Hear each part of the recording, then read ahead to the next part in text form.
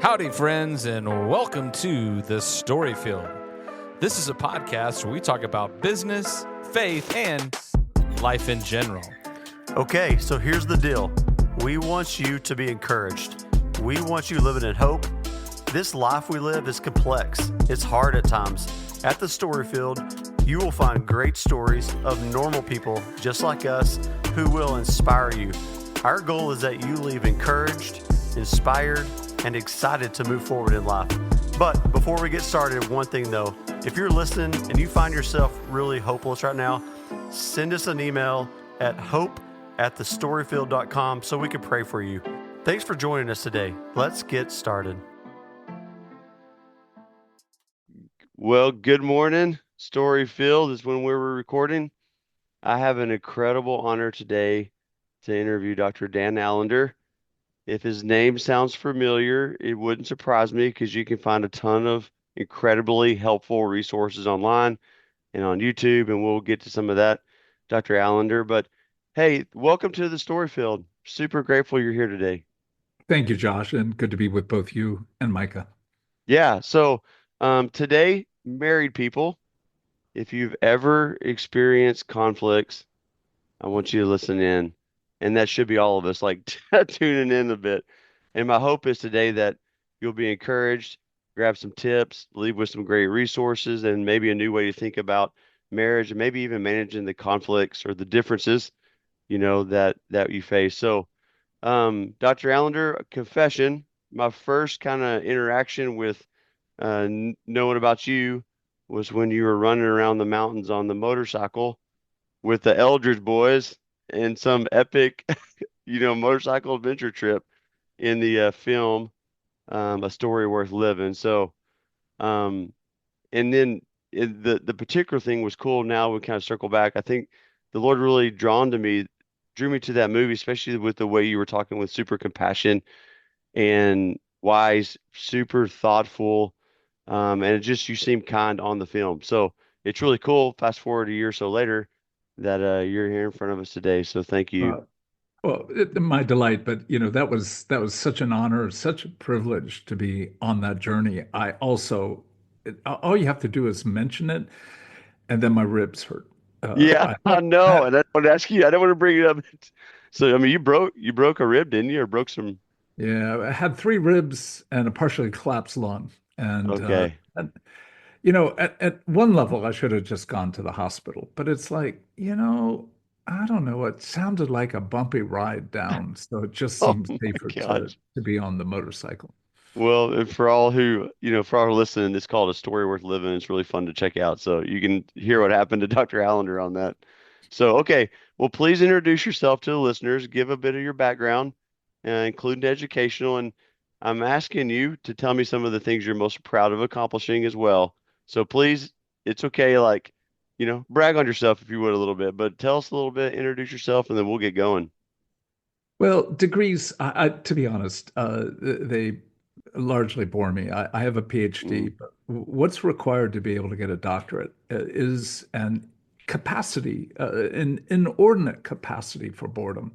So I'm yeah, not sure I really, the educational process. I've done my time. I've done my yeah, time. Uh, yeah, thanks. but, to say, what am I most proud of? Well, I was able to guide my 11-year-old granddaughter and 6-year-old grandson on the Yellowstone, and both caught their first really Oh, decent trout. So at one level, when you go, what are you proud of? What are you proud of? I would say the bottom line is my children are 45 to 38. They fiercely love me and don't really put up with a lot of bullshit. So yeah, I appreciate that a lot. And we'll talk a little bit about the book, but yeah. the fact that my wife still adores me, but Mm. also equally doesn't allow for a whole lot of silliness. Our relationships define us. The things we accomplish, again, they're great. Written some books, been part of starting a school. Uh, But the bottom line is the investment in and the playground of human stories, I think, is Mm, the greatest realm of where life is found, where the question of death and resurrection play out in a way mm. that nowhere else does. Yeah. Yeah. And, the Allender Center which is, um, a center that you created as a founder. You, there's a phrase in there when I was, doing a little bit of homework that really caught my attention too was you were helping them tell their stories, with awareness, integrity, and fast forward to with the courage to confront, their other stories of harm as well. But the stories thing jumped off the page to me as well, obviously. That's really neat. Appreciate you saying that.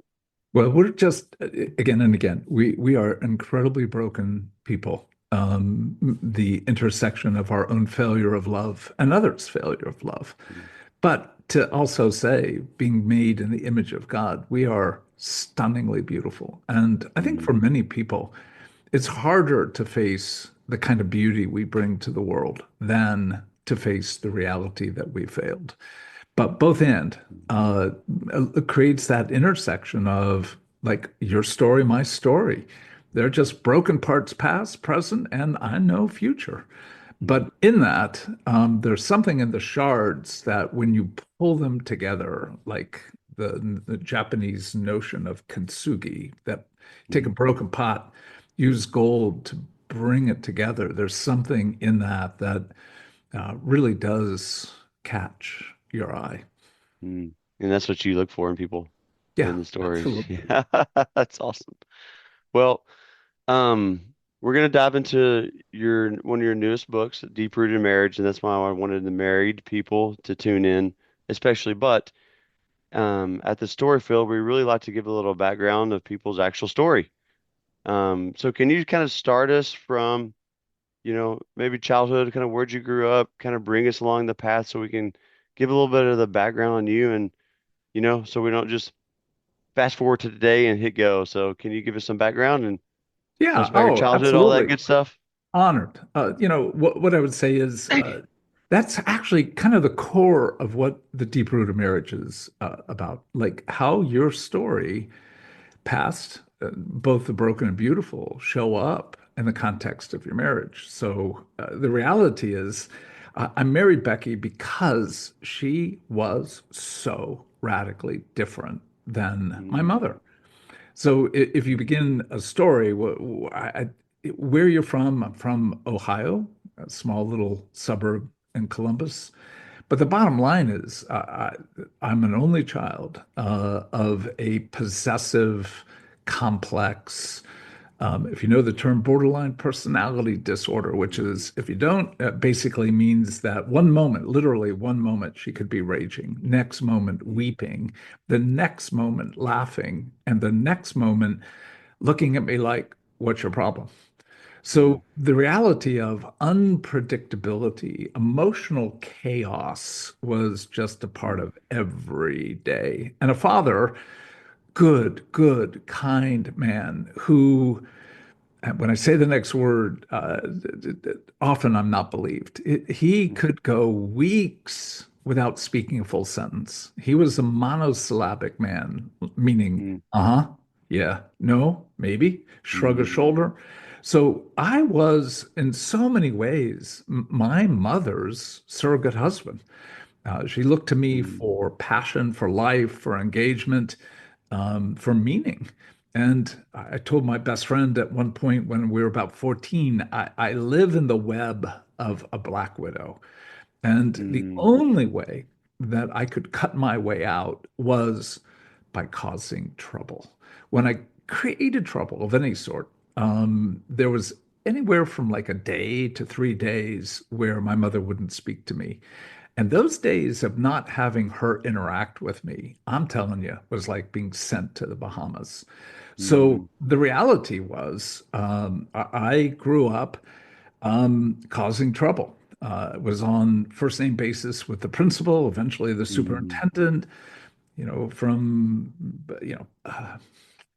selling drugs, selling alcohol, stealing Mm, cars, breaking into homes. But again, I'm a middle class kid, so mm, none of the repercussions that many people face when they get caught. On the other hand, I was a very good football player in a mm. context where winning was so crucial that when I got arrested, one of the first phrases that would often be used is, "Do you know who this kid is?" Meaning, Oh, not that my name was important, but my position where I played was important. oh, wow. And so, that intersection between I'm a bad kid, but I'm also a furious and in many ways fierce football Mm, player. So I'm getting away with murder while simultaneously creating chaos for myself and for others. And that's the context in which, age 13, I met my best friend, a gentleman by the name of Tremper Longman III, a oh, renowned, truly renowned Old Testament scholar now. But wow. we basically were best friends. He was as good, truly as good as the the driven snow. I'm as bad as you can be. And somehow this Mutt and Jeff became a relationship. And he, in the context of his family, knew Jesus. And so from age 13, Mm, 14 on, I'm hearing things about God and then the Bible. And I had zero. When I say zero, I mean no religious background, didn't know what the Bible was. And when he told me the first time, well, the Bible is God's word, I'm like, God spoke? He what? He spoke where? Well, it's called the Old and New Testament. The what? So the whole mm. thing was beyond, I mean, beyond ridiculous. I love my friend, and I was mocking his core faith orientation. But that Wow. relationship continued from 13. We ended up in college together. I was involved at that point in illicit pharmaceutical sales, and a group in Cleveland called the Cleveland Mafia put out contracts against a number of small little middle class drug dealers. And it was the first time that I finally kind of heard what Tremper had been talking about for literally almost a decade. And that context of thinking I might be dead at any moment Wow. opened the door to a moment where I was walking down the street realizing I could be killed in any drive-by, shoot-by, and just sort of went, fine, fine, fine. Mm, Okay, that was my inviting Jesus into my heart. yeah. And that night we went literally for the first time for me to be in a church. And the dude was preaching on Balaam's ass, which was incredible. Like, I didn't know that y'all used language like that, like Balaam's ass, nobody seemed to be troubled by that. And then I'm hearing a little bit more, and then all of a sudden I hear that Balaam's ass spoke to him. And I'm thinking, Your good God, first time in church. good God. Balaam's ass spoke to him? Like, you got talking body parts? And so it was such a relief a little bit later when I heard it was Balaam's donkey. And I'm like, we're just talking about talking animals, which I spent a lot of time hallucinating. So talking animals was no problem. So that's the beginning of my journey. How old were you then? Like, were you college aged? 21. Oh, okay. Wow. I don't know if I've heard of a start like that. That's amazing. So what happened from there? So were you in school beyond high school at that No, point? I no, mean, we were still in college. okay. And I remember because I spent a lot of time working on my business, so I paid a lot of people to go to classes for me. So Okay. Tremper was graduating, and at one point, he said, "Are you graduating?" And I'm like, "I don't know." And he said, "Well, you ought to just go find out." And so I did, Mm, and I found out I was graduating like in a couple oh months. my. And I'm like, wow, okay. I had to ask what my major was. And they told me it was philosophy and religion. And I was like, well, okay, that's fine. Though Tremper was then at that point saying, what are you planning on doing? And I'm like, well, I'm not going to get a job. but I think I'll go to law school. And he was like, well, you've got to take the law school admissions test to get in. I'm like, oh, what a bummer. I thought I could just sort of show up and go to classes. He said, well, the only kind of school that would let you in is where I'm going, and that is to a seminary. And I'm like, why would I go to a seminary? I had a conversion, but let's just say it didn't take too deep. Yeah.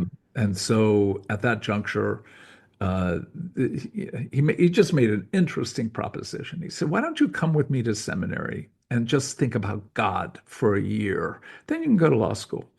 Well, that year was a fascinating year.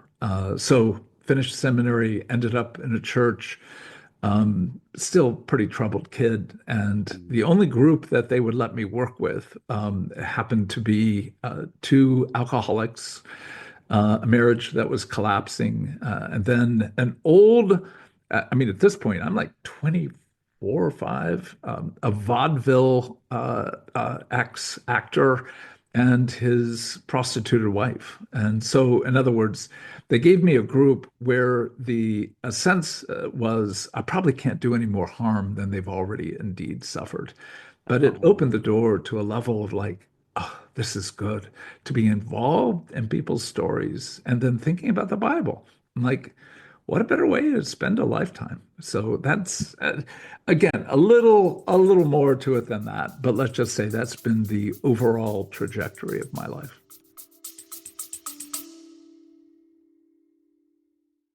Hey, y'all.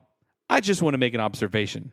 When I see someone going through a legal situation, it seems like there are way too many unknowns. Well, the Allen firm provides legal guidance so that you can make a great decision, come to a resolution, and be at peace. For more information about the Allen firm, visit allenlawfirm.com. oh my.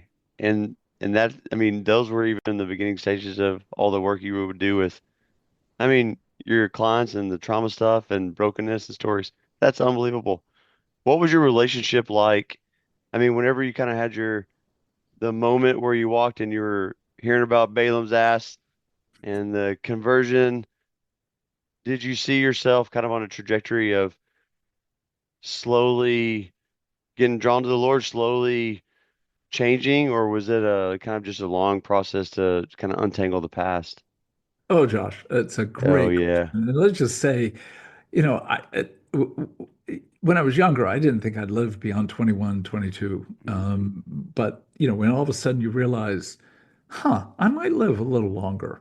And then all of a sudden it's like, well, how do I want to live? I'm not particularly concerned about house or money or wife or mm, friends or whatever. And it's like, wow, there's a whole lifetime ahead. And I know without question how troubled and broken and needing of grace I am.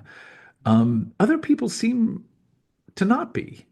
Like the small group that I began with, particularly this vaudeville couple and his prostituted wife, they were troubled, obviously, but there was an honesty, a kind of freedom to engage. So, the realm of very broken people has been a realm that I feel very comfortable in mm, because I was, and in some sense, until the Lord returns, or I join him and become as he is, that brokenness is just a reality.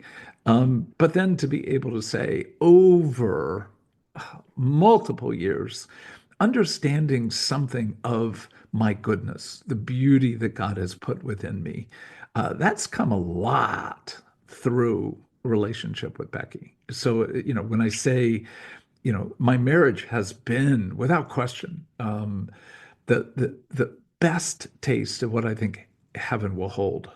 I've never known grace and kindness and the face of God like I have known through her. And, not but, and moments with both of us where we've tasted one another's failures at a level that's felt like a taste of hell that I'll never have to endure for eternity. mm. So, marriage, from my standpoint, is a relationship of extremity. If things are just stable for you, like they're pretty flat lined, you kind of go, well, if Mm. it's a heartbeat, if it's flat lined, you're dead. Yeah. But the ups and downs, they're not just things to resolve and overcome, they're revelatory. And I think that's one of the core principles that I don't think people get, that marriage is revelatory. It's going to reveal to you and to others your very, very best. The best of who you are will be in your marriage. And what I've implied is, and the worst. So, can we engage what comes to the surface and, in one sense, be curious, honoring of it, and indeed learn from what God has for us in it? That's been in so many ways, like from the beginning of my relationship with God, not having had a single moment in church, a single moment of sort of religious background. In some ways, it's freed me from what I think at times to be the insanity of the church. Not to say I'm a mature person, but saying that so many of the sort of the rules and means by which we think God comes to value us, I'm like, wow, you don't really believe in grace. Yeah. You really do believe grace and works are sort of a combination to kind of get you Mhm. by. But the radical, almost not just unbelievable, almost completely unbelievable reality is someone like me could be favored by Mhm. the God of the universe. That still to this day, as a 73-year-old man, still just sort of whacks me out. Oh, yeah. Wow. Okay, before we get into the book, tell us about where did your bride come onto the scene? Like, how did you meet her? Like, I want to set that backdrop as well. Yeah, 10th grade French Oh, class. okay. So, my name begins with an A. I'm the first student on the far right. She's a G, Gilbert. She's on the second row, third seat back. And 10th grade, I'm dropping my pencil so I can surreptitiously take a look at her legs. Yeah. Beautiful, beautiful legs. Mm. So, but she's sort of in the in crowd, as you can well imagine. I'm not. So Yeah. I'm trying to position myself when she's about to depart French class to walk out with her. And we have this like 10 to 20-second little interaction where we both pretend we're from Brooklyn. And in that interaction, like it's just a human contact, but I didn't have enough courage. I carried a 9 millimeter, but not enough courage to ask her out for a date. So, Mhm. years after that, we're in Fort Lauderdale. Too long a story, but I'd Mm. finished a drug deal, came out to the beach, Mm. finally realized I'm not going to get busted. And this beautiful girl walks by. And I couldn't remember her name, but I knew her. It was Becky. I followed her, finally got her name, invited her to a party, spent dinner with 20 some friends. And a good friend of mine, not Tremper, but another good friend, started hitting on her. And it was like, I'll kill you. Mm. Killing him at that moment would not have attracted Becky. So I didn't know what to do. I didn't have a clue what to do. To like. So I looked at her and I just said, "Would you like to fly to Pluto?" And she looked at me and she goes, "Yeah, I would love that." So we got ice buckets, got some blankets, went to the beach, and I flew her for about 3.5 hours to Pluto and back. And part of that is I talk a lot. But that was the role I had with my mom. I Mm. was a storyteller from third or fourth grade. I remember walking home organizing stories because my job at dinner was to create a intriguing environment where the conflict between my mom and dad didn't erupt. Mm. So if you want to do a podcast of about 8 hours, I'm fine Yeah. because I've got the ability to keep on talking. And that's what we did on the beach. And that was a moment for me where I'm sold. Ended up losing her phone number, made contact literally by going to the airport 5 or 6 days later and then realizing that I didn't have my ticket.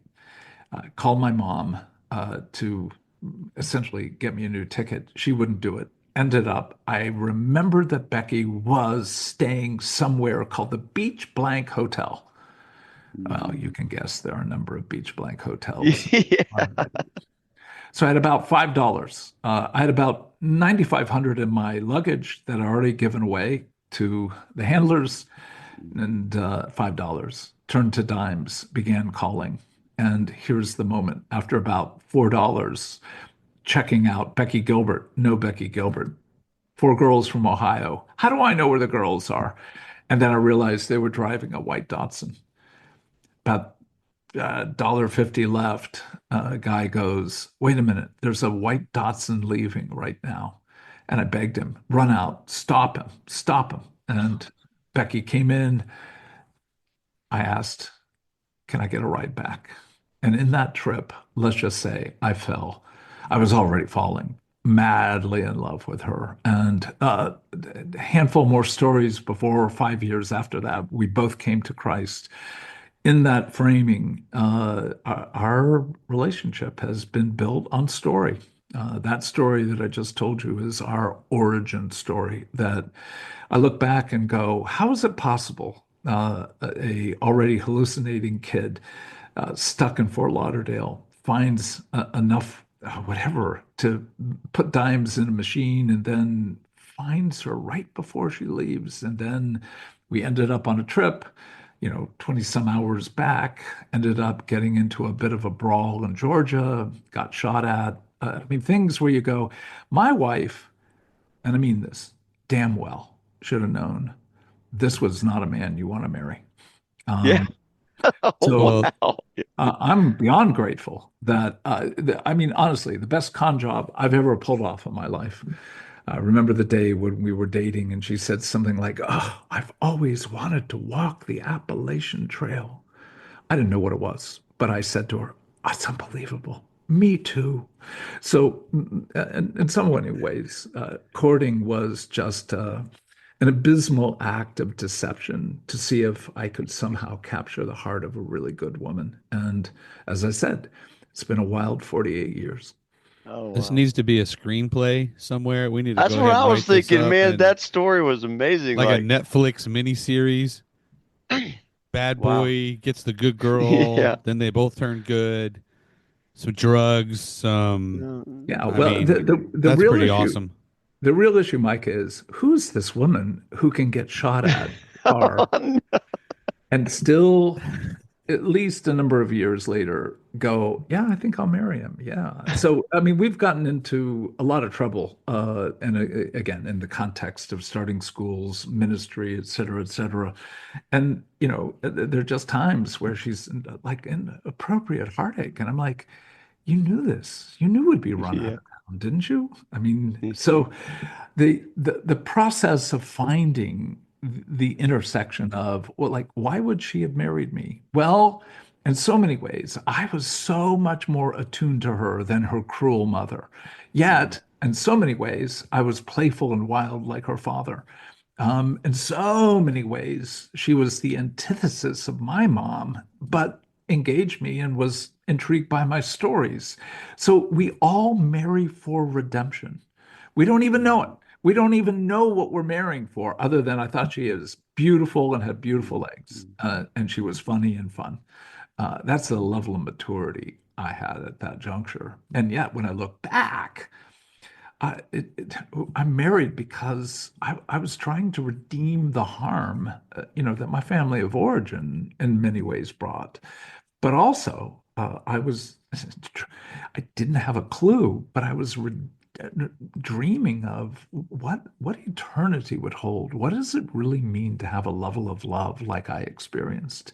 So we marry to resolve the past and to, in many ways, create an anticipation of what heaven will be. Wow. That's beautiful. Well, can I ask you just to kind of maybe close the story loop, I guess, for me with how did things end up with your mom and dad?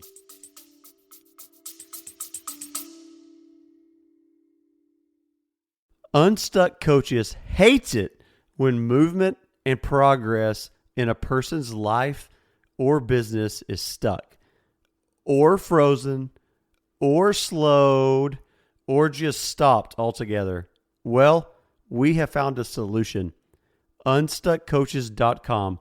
They offer a variety of coaching services to get you or your business moving again. Check out unstuckcoaches.com.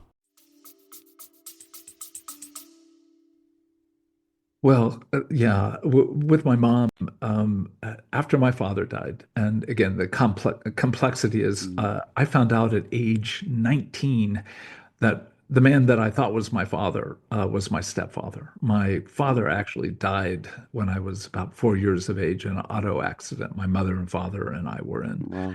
But no memory of that until I found a photo of my mom, me, and this man I had never seen before. And I put it in front of her and she looked at it and she goes, "Oh, that's your father." And I'm like, "The man upstairs in bed?" She goes, "No, that's your stepfather." It's like finding out that your mother and father work for the KGB. Um, Yeah. and again, so deeply disturbing. But in that, I began to hear my own story. Like, who was my father? How did we get Mm. here? And so, over many years, especially after coming to Christ, I began sharing the gospel to both my mom and dad. My father, in rage at one point, shattered a wine glass in a restaurant and said, "Never talk to me about Jesus again." So, for many, many, many, many years, we essentially skirted the issue. But 6 weeks before he died, I sat with him on a porch and needed to confess to him that I had failed him as a son on many levels. And he acknowledged his own failure. And that was a context where I was able to say, indeed, I forgive you for your cowardice, your lack of engagement, etc.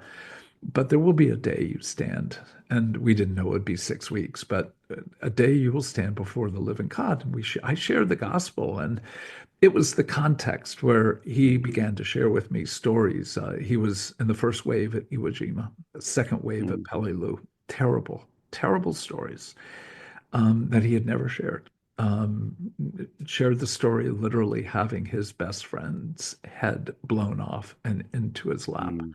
So he was a man who had been wickedly traumatized by war, and yet, like many good men of that generation, chose to, in one sense, bury it. And in that, there was a humility and an openness that I had never experienced. And one of the sweetest moments, truly, of my life, my father invited Jesus to be his Lord and Savior 6 weeks before he perished. So, and then a whole lot more conversations after he died with my mom. And for a period of about 5 years, she went to a small Baptist little church, came to Christ through a lovely woman in that congregation. And we had 5 years before Alzheimer's began to take her away. That Mm. was really, really sweet. So, when you begin to Wow. look at redemption and you go, wow, you had really literally one conversation with your father where your father was a father.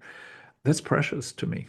There's a lot of heartache with regard to what he failed to engage, but that one moment is, again, to say it's enough. No, it's not enough, but it's sweet to still hold on to. And those 5 years with my mom, where I was able to address, like, why would you, as a mom, take me, a 12-year-old boy, when we're in Paris, to the Moulin Rouge, where I'm literally in the presence of vastly unclothed, beautiful women? My first, in one sense, Mm. uh, sexual experience is with my mom in a version of a strip club. So we had hard conversations, Mm. yet there was grief, honor, forgiveness. So I look forward. I look forward to being with both of them, but still, Wow. still, Thank you. Yeah, thank you for sharing that. Wow. Okay, man. people may be mad if I don't get into deep-rooted marriage. I mean, we've been talking about, uh, I mean, I've been making notes over here about just we married for redemption and I mean these type of things. But can you first give us a flyby, a big picture? Um, why did you guys write this book? And then give us a flyby of what's in Well, like Becky and I had a point of conflict, and again, unpleasant point of conflict about 2 weeks ago over whether a baked potato was done. And we were planning on like having the baked potato, and I didn't think it was. I didn't think it was even close to being done. She thought it was done. So we're in the middle of this nasty interaction where you're going, wait a minute. I mean, post-dictive, looking at this, going, are you kidding? You wrote a book on marriage. You've written several books on marriage, it? and you've been married 48 years. And this is the level of maturity that the two of you have. And the answer is we both got triggered. And I think that's where I want people to be aware, to engage. We all get triggered because I don't care how good a mom and dad, how good a family you had. The reality is you grew up with sinners. And sin, as Jesus talks about in Matthew 5, involves lust and anger. And we unfortunately think of lust as exclusively being sexual, but it's not. It includes that, but it's any desire gone mad. And all parents, to some degree, use their children to fill some basic core emptiness. And when we don't get what we want from our children or others, we get angry. Well, Jesus sort of ups the ante to call that adultery and murder. So I grew up with adulterer and murderers, and everyone does. Unless you say your mom and dad aren't sinners, then First John 3 Yeah, but say there's a Bible says, that talks about that. then you're a liar. Scripture sort of paints you in the corner. And so the reality is we all get triggered by deeply unaddressed and wounded parts of us that show up even when there's been good work and healing. But in this case, the baked potato fight, we had to separate literally. Like Becky at one point just said, "Take a walk. Just take a walk. We can heat the dinner up later. Take a walk." And in that walk, I'm like, Jesus, what's going on? And again, this is one of those moments where it really was clear. And Jesus just says, the kitchen was a war zone for you. And it was. I mean, my mom hated cooking, the wretched corn and mushy peas from a can. That would be the substance of a meal. The best meal would be a Swanson's TV dinner. So when I go into the kitchen, that's a war zone for me. And for Becky, it's the one place where her very, very critical mother showed love by how she made food. So for both of us, we have different world experiences in the kitchen. For me, it's a war zone. For Becky, it's a place of love. So for me to question her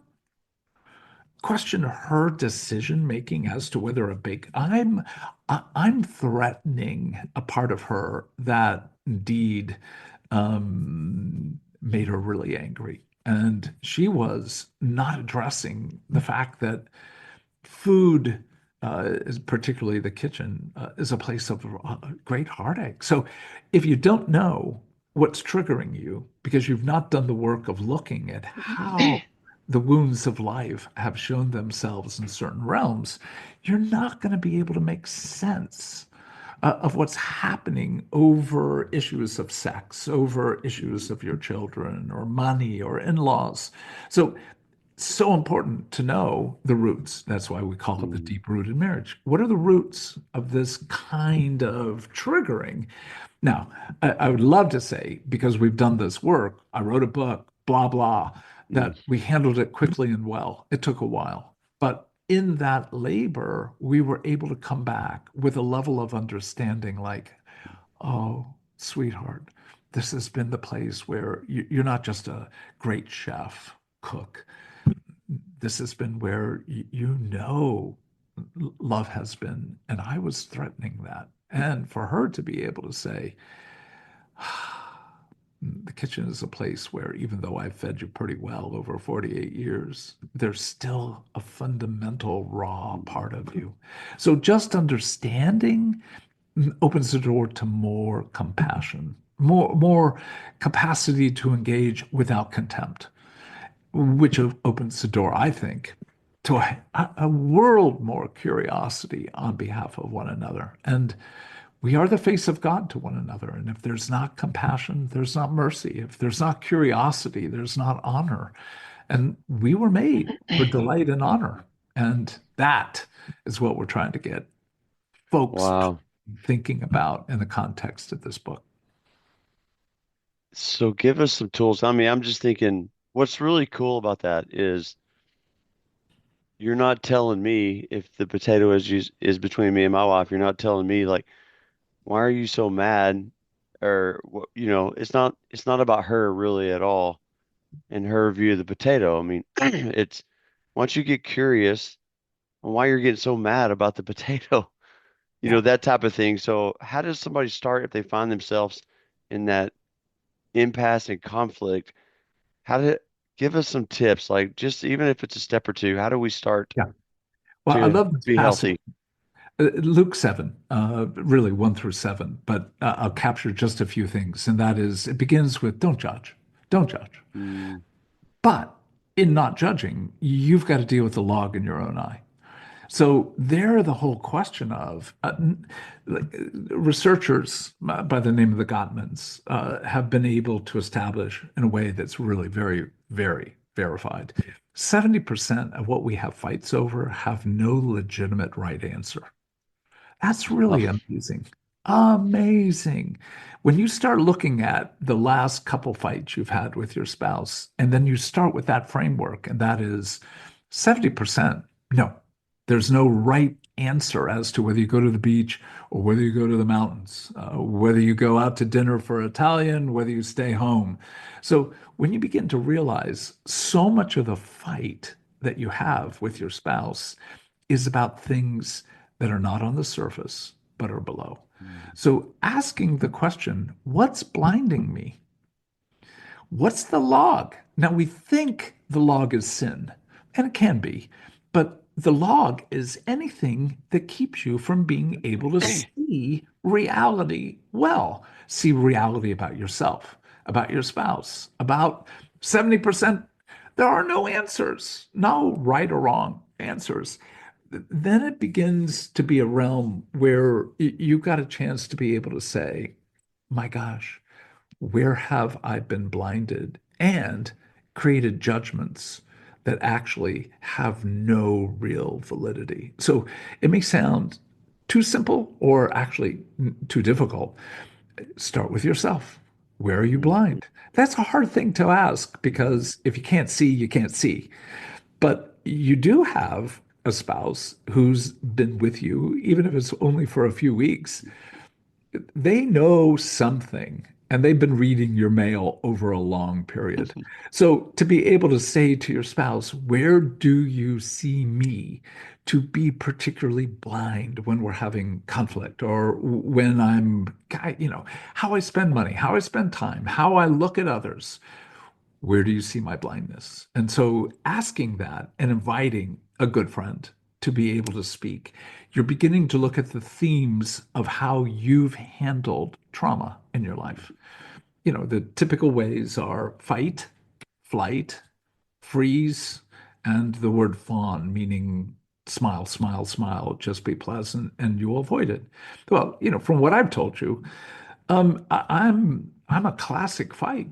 Like I, I, Becky at one point looks at me and she goes, I guess I never asked why you have a scar underneath your right eye. I said, well, that was a bar fight. I didn't know you were a bar fighter. Come on.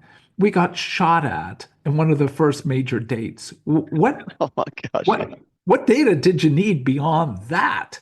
So fight has been the way I survived in the context of my family of origin. She was a flea, flee the conflict. Literally, she played in closets. because it was safer to be hidden than out in the open. Well, that works really well when you got one who's loud and belligerent and intense, one who's more quiet and hidden. Look, our marriage looked really good for a few years until she began to grow and began to invite Mm, me to grow.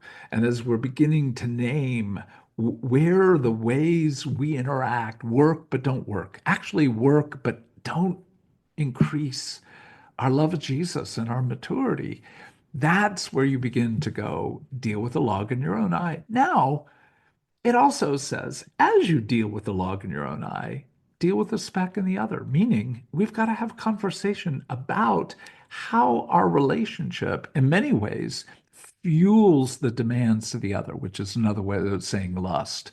It's got to be open. We got to be open to how we make one another pay. That's anger. That's murder. mm. So I'm married to an adulterer, aren't you?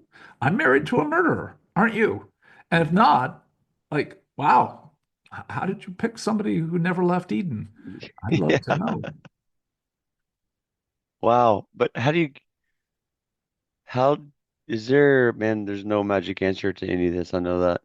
Um, it seems like you have to be in the right mindset or have the right attitude for both parties to be able to work on this. Yeah, absolutely brilliant Is point. is there any encouragement you can give us on things you've seen to work to help that sometime? Because Well, sometimes we don't, we're blind, like you said.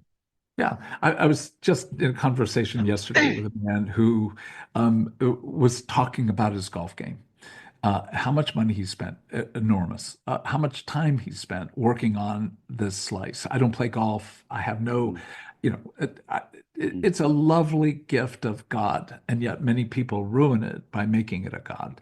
So Yeah. Yeah. so, all to say that as he described the amount of time, effort, thought, he reads magazine articles, he has golf digests, blah, blah, blah, blah, blah. Yeah. And then I said, how much time do you think about what it means to honor your wife? And just looked at me like, what? What do you mean? And I'm like, what do I mean? Mm, Like, you polish like the heads of your clubs. He was mm, talking about like a polish that he used that felt like it, blah, blah, blah. And I'm like, mm, oh, I'm not faulting you, but what's the energy for a game that frustrates you when you don't put much at all into the labor of creating delight and honor for your wife? So, back to a simple point. Do you actually see your marriage as little more than convenience and comfort and pleasure? If so, then you use your spouse, male or female. You use them instead of seeing them mm, as a reflection of the image of God, that is of God, and therefore as one that you not worship, but that you hold with a sense of awe and delight, mm, gratitude.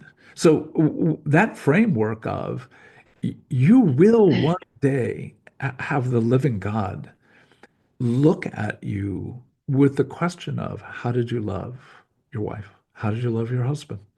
How did you love your children? How did you love your friends? How did you love your enemies? And are you aware there are times your wife was your enemy? How did you love her when she was your enemy? So that framework, I don't think God's particularly interested in you perfecting your slice. mm, But given that, then the intent to say every day is a day in which, because of, I floss every day because I don't like the dentist. Do I have, in one sense, a perspective on every day I get to think about my wife? I get to be thinking about how I bring her something of the goodness of God in the land of the living. So that's the mm, intent. I'm not saying mm, that the two of us are just happy as a clam. Well, what I'd say is we continue. Baked potato is just one of many examples of failing one another, where we need to be under the goodness of God and the mercy of God in order for us to grow in our relationship. So I don't think there's anyone on the earth that is more important to your growth as a human being and your growth in relationship with God. The quality of your marriage will determine the quality of how you parent. And parenting, if there is one world guaranteed to drive you to your knees, it would be that as well. Oh, wow. Yeah. So the encouragement is,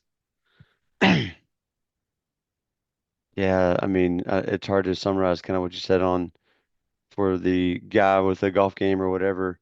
I mean, the encouragement is like the delight and awe of your spouse is worth the effort in looking at yourself and looking at these triggers and yeah. Mm, And then knowing that we're going to differ on almost all desire. Yeah, again, when we often think our desires should be equivalent in our spouse or vice mm, versa, and to go, our sexual desires never equal. Our mm, desire for spending or saving never equal, et cetera, et cetera. So as you begin to go, differences often are the context for conflict. mm, Then we don't want to be in conflict. So we create these demilitarized zones, sort of like, okay, we're not going to go there. We know every time we go there, things are not good. And we want it to be good. We want comfort and convenience. So we avoid it. Well, what do you think evil does in ground where you both choose not to walk? It will sow seeds of discord, of conflict. And mm, the typical realm as a marriage therapist, how many people have I seen divorce literally because of something equivalent to the toothpaste cap? And the answer is tragically many. Is it the toothpaste cap you put on or didn't put on? No. It's that it represents so much unaddressed reality. So it's like storing dynamite in your basement. mm, Every day you avoid, every day that you just sort of cover over, you're literally creating a nightmare that will blow at some point. In which case, I mean, if you look at the data currently, divorce among people who are 50 and above, what's called gray divorce, is the mm, largest group of folks. 35% of all divorce is occurring now 50 and above, often instituted by the woman because she's empty. She's frustrated and she's tired and she's financially capable of being independent. And you kind of go, oh my God, how did we get here? Where over the busyness of kids, of starting business, of mm, growing, having enough time to be able to be involved in ministry, but also care for your body. I mean, the age you both are, I don't envy. mm, mm, I'm grateful to be in the last, who knows, mm, lap or small portion of a lap. mm, On the other hand, the reality of being able to go, it's the greatest season for defining what you really are about in mm, life. And if it's not, I want our hearts to be bound together in a way in which we really do when we go to church. When we walk in the woods together, when we make love, there is mm, something of awe and gratitude for one another that actually opens the door to that echo of gratitude of thank you. No, thank you. No, thank you for thanking me. No, thank you for mm, thanking me for thanking you, mhm, to a point where, again, there's nothing more than you want to say than I thank God for you. mm. Wow. Um, yeah, I'm thinking on the neutral zone and even the word compromise, like, I mean, having a neutral zone or just like compromising, I don't know if that's really getting to the healing you're looking for. It- Um, it's a counterfeit. I'm all for mm, compromise, mm, but only in the realm of creativity. mm, So where one of you is like, whatever.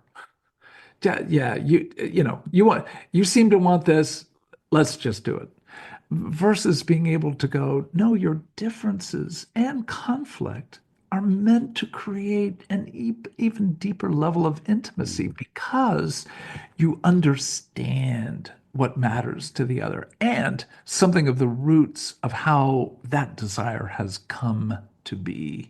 So within that, your ability to be able to go, wow, like we literally did a baked potato last night and we're laughing. And it's like, we had it in for 55 minutes at about 430 degrees. And at that point, when we took it out, we're looking at one another, and I'm like, um, you want to put the fork in first, or do you want me to? But it's playful. It's like we're able to remember a really ugly battle where there was carnage, and yet where there is both understanding and grief, but also playfulness of the resurrection. That ability told death and resurrection, grief and laughter. I think is what makes a marriage, in many ways, a powerful witness of Jesus's death and resurrection. So, holding that and being able to go, hey, your view. And she said, I think it's done. And I'm like, well, let's cut this sucker in half because mine is not. Uh, Yeah. Going back in the oven. Yeah. Well, so differences then, I mean, I'm just thinking, Dr. Allender, of like, I mean, me, how do I, when I encounter a difference, you know, and it's clear, it's the potato thing, it's whatever it is, how do I approach it going forward in a more healthy way more marriage honoring, spouse honoring, not so self-defensive give us some advice on that. Yeah, well, I would start with, if you like really sort of overdone baked potatoes like I do, don't turn against your own heart. But also, don't take your own desire as if it is magnificent and narcissistically true. So start with that. Like, know what you desire, and then at least have enough curiosity to go, what's going on with that? I don't think you need to think through every jot and tittle, Mm, but particularly the ones that create conflict. Yeah, you do. You do. But you also need to have a curiosity as to, like, why do you like antiques, my love? Antiques are like, it's old, and usually it's broken. And given that I don't know how to fix things, you want to buy furniture that reveals eventually my incompetence.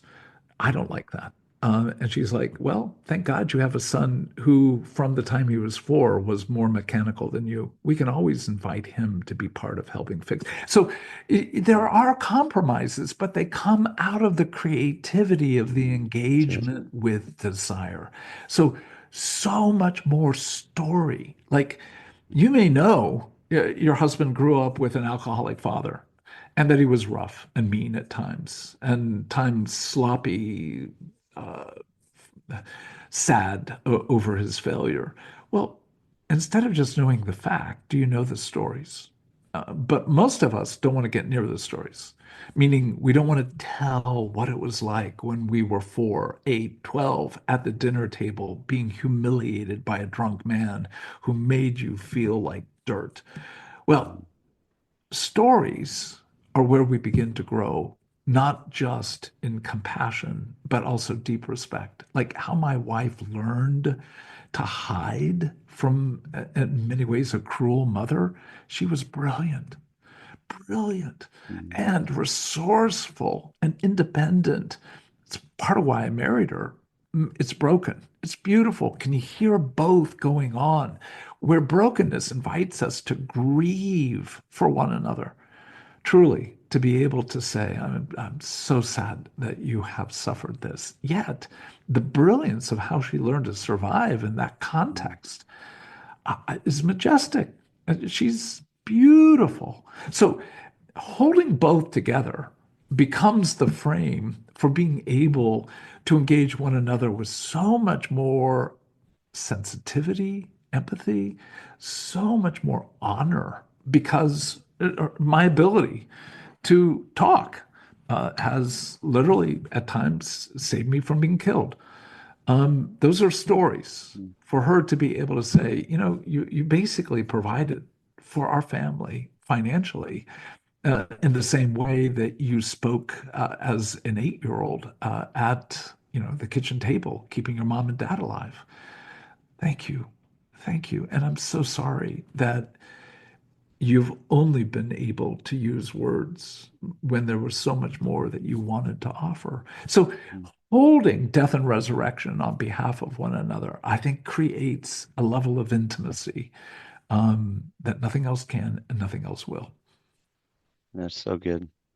How does how does shame and resentment and judgment get in the way of all this? Oh, Can you yeah, speak on that? I know that's a uh, huge uh, question, but what comes yeah. to Well, mind? again, let me just go back to the silly baked potato. I was shaming my wife, not purposely, but by questioning her judgment, she felt a rush of shame.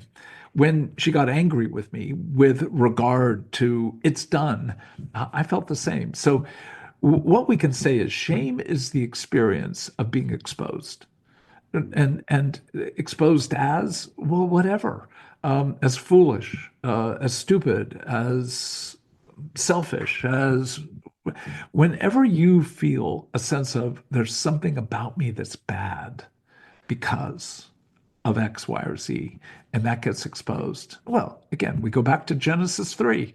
What did Adam do? What did Eve do? They hid, they covered, and then they blamed. So that's Mm, the model to look at your marriage. How do you mm, hide? I hide with my belligerence, with my verbosity.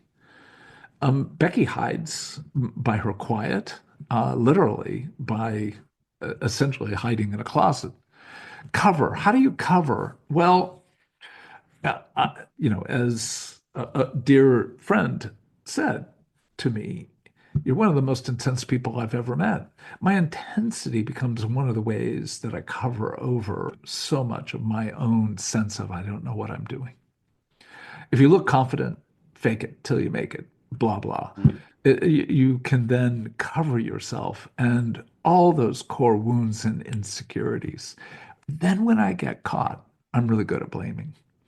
Becky's better at blaming herself, which made our marriage at one point absolutely wonderful. I'm blaming her, she's blaming herself, and we have something really in common. It's her fault.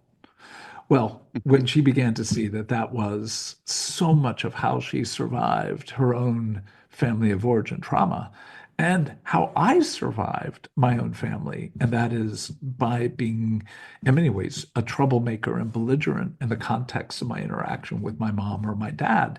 As we began to see, I'm really good at other centered contempt. She's really good at self contempt. But contempt is the number one. I'm telling you, research indicates it's the number one killer of all marriages. So, how the two of you pass contempt to yourself or to the other in the midst of your interaction is how we attempt to escape shame. So, how did Adam and Eve escape shame? Well, Adam blames Eve, Eve blames the serpent.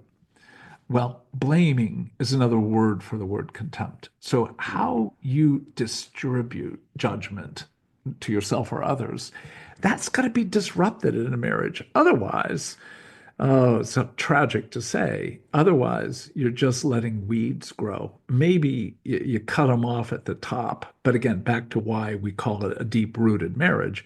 What happens with a weed, you cut off at the top, weeds just the roots just grow stronger. So when we begin to say every marriage, every person struggles with shame and contempt, can we engage that as part of what we are looking to mature and grow in and through in our marriage? Well, shame produces a sense of shame. So even talking about shame becomes mm, shameful. And the moments of shame, your struggle with pornography, the fact that you checked out a girl as she walks by and you're sitting with your wife, or the fact that your wife actually has more sexual desire than you do. mm, All those things, particularly with regard to our sexuality, that bring that sense of, I feel naked and ashamed. That, oh my, has to be part of the work of growing truly a deep-rooted marriage in a way that most couples go back to the DMZ. Most of us escape it, Mm, just put it off. We don't want conflict. We don't want to be divided. It builds up and it will show itself. mm. This feels just like a giant invitation to married people. It's so good. It's really encouraging, really hopeful, but there's work involved. As we Yeah. kind of land the plane and start heading that direction, do any practices come to mind that maybe you could give us some help with that could create intimacy and a space for, working on some of this stuff? Do you have anything that you see really Oh, helpful? every day we get up at about 4:35 in the morning. We have separate places that we tend to go. We don't want to talk in the morning.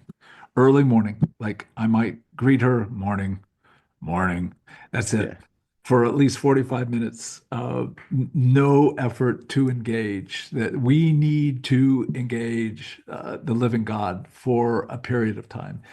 After about 45, 50 minutes of being awake, we go on a 45-minute walk. And that 45-minute walk cements, it's the solidification of our hearts. Now, how do you do that if you've got children? How do you do that if you've got both of you heading off to work? Yeah, there are certain advantages to being near death. As a 73-year-old man, I got more time than you got, probably. But 5 minutes, when people say to me, I don't have time to work out, it's like, do you have 1 minute? Yeah. Um, then do 10 deep knee bends. Don't tell me that's just absolute bullshit. Mm, So what 5 minutes do you have where you can sit with one another and just look in one another's face? Not just doing something like, well, what's your day look like? Well, what's ahead? That good, important information to hold for one another. But even something like, what's your heart desire today? mm, And not don't no no no not about the details. What do you desire? Is there anything you're aware of that you desire? 5 minutes. Prefer 15, prefer 30, prefer 45, but start with five. So when you begin to craft intentional time where you're going, and I had a good friend who I was able to give the book to before it came out, and he said, my wife and I read 3 or 4 paragraphs and then have a 5 minute discussion. And I'm like, glory be to God. You don't have to read the whole book in one sitting, but if you will allow yourself 1 or 2 or 3 paragraphs and then a conversation, you can begin to craft a level of connection that in those very small moments, because they're built around intentionality and honor, they're going to open the door to difficult conversations. You're going to need more than 5 minutes. You're going to need a half hour. When do you plan that? And then you begin to note, wait a minute, how much time do I play with, gaming? How much time am I on screens? Well, Apple will tell you if you own one of those little machines, how much time are you on a screen that has nothing to do with your work? Well, all to say that when you begin to have this intent, it becomes the realm where there is so much joy, so much danger, so much life that in many ways, the idea of not being on a 45-minute walk, where this morning, part of our time walking was praying about the conversation today. And so when I finish, though I won't see my wife for another 4 or 5 hours, she will ask, how did StoryField go today? mm, And I'll say, it's so good to be with Josh and Micah. mm. And here's some of the questions. So, the playground of life becomes what brings a taste of the goodness of God in the land of the living. That's so good. Well, I'm assuming people can get um, the Deep Rooted Marriage on Amazon and everywhere else. Is there a particular place you would love for people to go check it out? Absolutely. Your local bookstore. Okay. I mean, I order from Amazon Mm, far too much, but mm. the idea that I'm just helping Bezos get richer kind of Yeah. ticks me Yeah. off. So Okay. if you have a local bookstore, Christian or otherwise, I'd love for you to get the book there. But if you're like me, you probably want more convenience, but you can get it from Jeff. Jeff will personally deliver it to you. Thanks. Well, in the interview, Dr. Allender, with some encouragement to people as you wrap it up, and then we'll stop it. There is no joy like the reality of looking at your beloved and knowing, especially as an older man, I don't have many more days left. As a young man, and I would put both of you in that category as younger men, you got decades likely, but you don't know. We have dear, dear friends who just got the diagnosis of a cancer that will likely take her life by the time she's 42 years of age. You don't know how many days you have. And some of the most important gifts that you give to your children and your world is the quality of the joy you know in your marriage, but also the quality of the tears in your own marriage. So the framework here keeps coming back to he didn't give us a spouse for mere children, sex, or even intimacy, but to reveal something about the very nature of who God is. So when we get that sense of, I get to reveal the Father, the Son, the Holy Spirit through the nature of how I live in my marriage, it creates not pressure, not demand, but incredible gift. Wow, what an invitation. I've been so honored to have you on. Thank you, Josh. It's amazing. So thank you for what you're doing. Thank you for your honest, authentic, uh, and encouragement. Thank And you. we look Privilege. forward to Privilege. following you, and we bless you. Thank you. Thank you. And to you as well. Thanks. Thank you for joining us on this latest edition to the StoryField podcast. We hope that you have been challenged, inspired, and ready to take that next step, whatever that is. If you know someone with an amazing story that needs to be heard, send us an email at info@thestoryfield.com. Have a fantastic day, and we can't wait for you to join us on the next episode of The StoryField.